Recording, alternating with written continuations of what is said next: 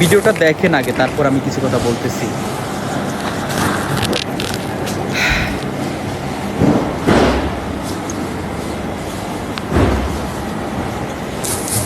একজন মা জানে 10 মাস 10 দিন গর্ভে ধারণ করে একজন সন্তানকে দুনিয়ার মুখ দেখাইতে কতটা কষ্ট অনুভব করতে হয়, একজন নারী জানে। সেই জায়গায় তোমরা সেই সময় তোমরা ভিডিও করে সারা পৃথিবীর মা জাতিকে কলঙ্কিত করতেছ।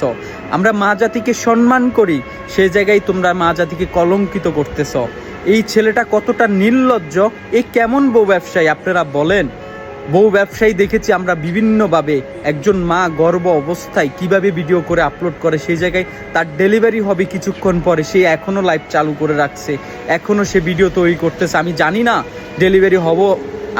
না ডেলিভারি হওয়া অবস্থায়ও কি সে ভিডিও করবে কিনা।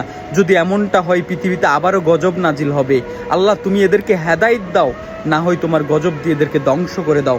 যারা পৃথিবীতে এমন কিছু নজির সৃষ্টি করে যেটা কাপুরুষরা করতো আগে, কোনো মুসলমান হয়ে এমন কাজ করতে পারে না, তুমি এদেরকে ধ্বংস করে দাও।